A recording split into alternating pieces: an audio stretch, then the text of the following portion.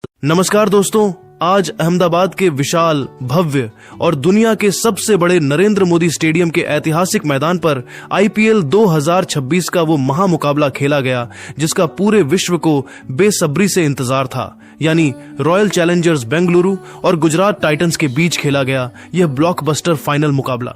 यह मैच सिर्फ एक ट्रॉफी जीतने का नहीं बल्कि क्रिकेट इतिहास में अपना नाम अमर करने का अंतिम महासंग्राम था, जिसने मैदान पर मौजूद 1.25 लाख से अधिक दर्शकों और दुनिया भर के करोड़ों क्रिकेट प्रेमियों की सांसें थाम कर रख दी।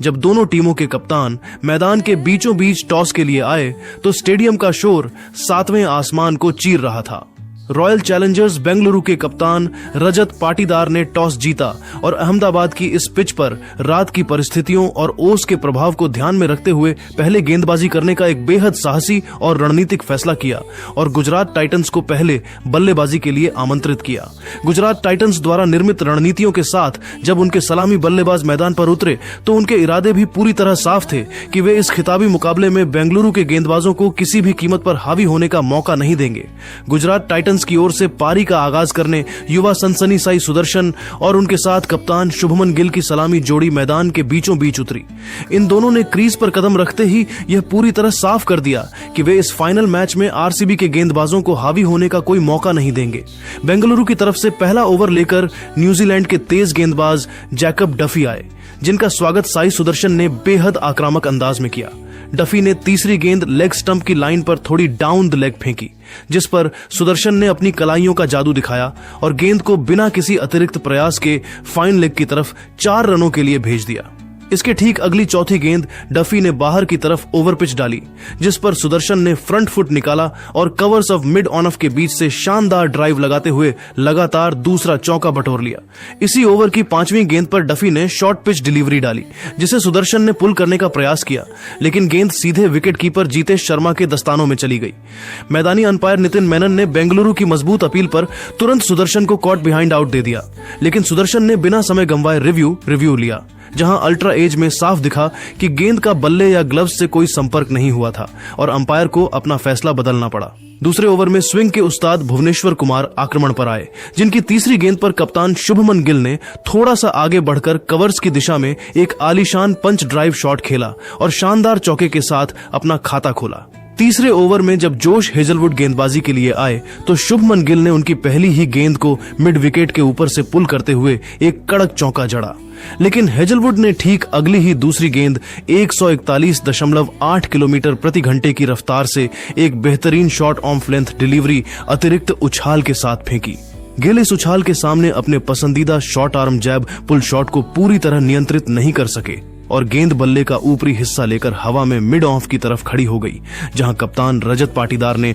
दाईं ओर दौड़ लगाते हुए एक बेहद सुरक्षित और बड़ा कैच लपक लिया। शुभमन गिल 8 गेंदों में 2 चौकों की मदद से 10 रन बनाकर पवेलियन लौटे और गुजरात को पहला बड़ा झटका लगा। इसके बाद चौथे ओवर में भुवनेश्वर कुमार ने दूसरा बड़ा वार किया। उन्होंने सुदर्शन को एक बेहतरीन और तीखी बाउंसर फेंकी, जिस पर सुदर्शन बिना पूरी तरह कमिट किए पुल शॉट खेलने चले गए। गेंद बल्ले का टॉप एज लेकर हवा में शॉर्ट फाइन लेग की तरफ गई, जहां विकेट कीपर जीतेश शर्मा ने दाईं ओर दौड़ते हुए एक शानदार रनिंग कैच लपक लिया। साई सुदर्शन 12 गेंदों में 12 रन बनाकर आउट हुए और गुजरात टाइटंस संकट में नजर आने लगी। नंबर 3 पर आए जोस बटलर ने आते ही भुवनेश्वर की आखिरी गेंद पर फाइन लेग की तरफ एक चौका बटोरा, जबकि दूसरे छोर पर आए नए बल्लेबाज निशांत सिंधु ने 5वें ओवर में हेजलवुड की गेंदों पर लगातार 2 करारे चौके बटोरे, जिसमें से एक चौका भुवनेश्वर कुमार के हाथों से मिसफील्ड होकर बाउंड्री के पार चला गया था। छठे ओवर में रसिक सलाम डार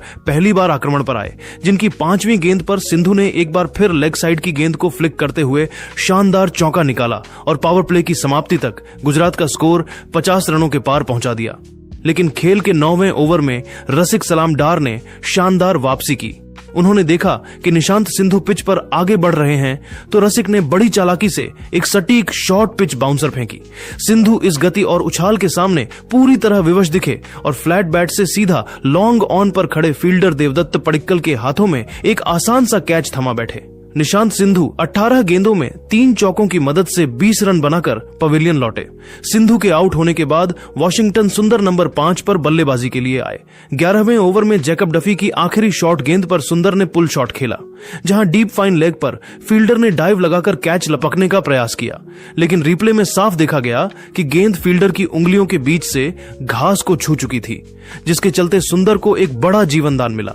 मुकाबला तब एक बार फिर रॉयल चैलेंजर्स बेंगलुरु के पक्ष में पूरी तरह झुक गया, जब 13वें ओवर में कप्तान ने अनुभवी स्पिनर कृणाल पंड्या को गेंदबाजी आक्रमण पर लगाया। कृणाल ने अपने ओवर की पहली ही गेंद पर वह सबसे बड़ा विकेट चटकाया जिसकी बेंगलुरु को सख्त जरूरत थी। बटलर पिछले काफी ओवरों से क्रीज पर सेट हो चुके थे और आगे बढ़कर बड़ा शॉट खेलना चाहते थे। कृणाल ने उनके इरादों को पहले ही भांप लिया और अपनी आंखों को बल्लेबाज पर लॉक रखते हुए ऑफ स्टंप के काफी बाहर एक तेज और सटीक वाइड यॉर्कर फेंक दी। बटलर इस गति और टर्न से पूरी तरह चकमा खा गए और क्रीज से काफी बाहर निकल आए, जहां विकेटकीपर जीतेश शर्मा ने बिना कोई गलती किए चीते की फुर्ती से गिल्लियां बिखेर दी। जॉस बटलर 23 गेंदों में 1 चौके की मदद से 19 रन बनाकर स्टंप आउट हो गए। बटलर के आउट होने के बाद अरशद खान क्रीज पर आए और उन्होंने आते ही इसी ओवर की चौथी गेंद पर कृणाल पंड्या की फुल डिलीवरी को मिड विकेट के ऊपर से लॉफ्ट करते हुए आईपीएल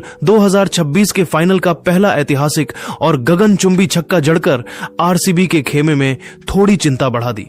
14वें ओवर में जैकब डफी दोबारा वापस आए, लेकिन अरशद खान और वॉशिंगटन सुंदर ने मिलकर उनके इस ओवर को पूरी तरह से टारगेट किया। सुंदर ने डफी की पहली गेंद को शॉर्ट लेंथ पर पिक करते हुए मिड विकेट की दिशा में एक जोरदार चौका जड़ा और फिर ठीक अगली दूसरी गेंद पर भी बाहरी किनारा लेकर गेंद विकेटकीपर के बगल से लगातार दूसरे चौके के लिए सीमा रेखा के पार चली गई। इसी ओवर की चौथी गेंद पर अरशद खान ने भी डफी की स्लोअर डिलीवरी को स्लॉट में लिया और सीधा गेंदबाज के सिर के ऊपर से डाउन द ग्राउंड एक प्रचंड और गगनचुंबी छक्का ठोककर ओवर से कुल 17 रन बटोरे। लेकिन खेल के 15वें ओवर में जोश हेजलवुड ने दोबारा वापस आकर गुजरात टाइटंस के इस काउंटर अटैक पर सबसे बड़ा प्रहार किया। हेजलवुड ने अपने ओवर की पहली ही गेंद पर अपनी कड़क और आग उगलती गति का इस्तेमाल करते हुए एक तीखी short pitch bouncer Arshad Khan के शरीर पर फेंकी, जिस पर रूम बनाने के प्रयास में अरशद पूरी तरह क्रैम्प हो गए और पुल करने के चक्कर में गेंद बल्ले का टॉप एज लेकर शॉर्ट फाइन लेग की तरफ हवा में लहरा गई, जहां फील्डर रसिक सलामडार ने बिना कोई गलती किए एक बेहद सुरक्षित और आसान कैच लपक लिया। अरशद खान 6 गेंदों में 2 शानदार छक्कों की बदौलत 15 रनों की एक छोटी लेकिन आतिशी कैमियो पारी खेलकर पवेलियन लौटे। उनके आउट होने के बाद फिनिशर राहुल तेवतिया मैदान पर सुंदर का साथ देने क्रीज पर उतरे। इस भयंकर आतिशी बल्लेबाजी और लगातार गिरते विकेटों के उतार चढ़ाव के बीच 15 ओवरों के खेल की समाप्ति के बाद गुजरात टाइटंस की टीम का स्कोर 5 विकेट के नुकसान पर 105 रनों के एक बेहद संघर्षपूर्ण और नाजुक स्कोर पर पहुंच चुका था। गुजरात की रणगति इस खिताबी मुकाबले के बड़े दबाव के कारण इस समय 7 की चल रही थी। वॉशिंगटन सुंदर मात्र 21 गेंदों में 2 शानदार चौकों की मदद से 23 रनों की एक अत्यंत जुझारू और मजबूत पारी खेलकर क्रीज पर अकेले संघर्ष कर रहे थे, जबकि दूसरे छोर पर राहुल तेवतिया भी 2 गेंदों में 1 रन बनाकर उनका बखूबी साथ दे रहे थे। अहमदाबाद के इस नरेंद्र मोदी स्टेडियम के मैदान पर रॉयल चैलेंजर्स बेंगलुरु के धारदार गेंदबाजों के सामने अंतिम 30 गेंदों के डेथ ओवरों के खेल में गुजरात के इस लोअर ऑर्डर बल्लेबाजों को रोकने और मैच पर अपना पूर्ण शिकंजा 15 ओवरों के खेल की समाप्ति पर गुजरात टाइटंस का स्कोर 5 विकेट के नुकसान पर 105 रन था और मैदान पर चारों तरफ आरसीबी के प्रशंसकों का शोर गूंज रहा था। पारी का 16वां ओवर लेकर बेंगलुरु की तरफ से स्विंग के उस्ताद भुवनेश्वर कुमार दोबारा अपने स्पेल के लिए वापस आए। इस ओवर की 5वीं गेंद पर क्रीज पर नए आए बल्लेबाज राहुल तेवतिया ने अपनी चतुराई का बेहतरीन प्रदर्शन किया। भुवनेश्वर ने ऑफ स्टंप के थोड़ा बाहर एक तीखी शॉर्ट पिच गेंद फेंकी, जिस पर तेवतिया ने आखिरी समय तक गेंद का इंतजार किया, भुवनेश्वर की गति का बखूबी इस्तेमाल किया और एक बेहद ही कलात्मक शॉट खेलते हुए गेंद को विकेटकीपर जीतेश शर्मा के सिर के ठीक ऊपर से रैंप शॉट करते हुए शानदार चौके के लिए सीमा रेखा के पार भेज दिया। लेकिन खेल के 17वें ओवर में युवा सनसनी रसिक सलामडार ने गेंदबाजी आक्रमण पर वापस आते ही गुजरात टाइटंस के खेमे में पूरी तरह से तबाही मचा दी और मैच पर बेंगलुरु का शिकंजा और कस दिया। रसिक ने अपने ओवर की पहली ही गेंद ऑफ स्टंप की लाइन पर थोड़ी धीमी स्लोअर डिलीवरी और पिच पर पटकी। बड़ा शॉट खेलने के इरादे से राहुल तेवतिया ने पहले से ही मन बना रखा था और वे मिड ऑन के ऊपर से एक भारी स्लॉग शॉट खेलना चाहते थे, लेकिन वे गेंद की इस धीमी गति से पूरी तरह चकमा खा गए। गेंद बल्ले का बाहरी हिस्सा लेकर हवा में मिड ऑन की तरफ ही खड़ी हो गई, जहां मुस्तैद खड़े कप्तान रजत पाटीदार ने पीछे की तरफ दौड़ लगाते हुए अपनी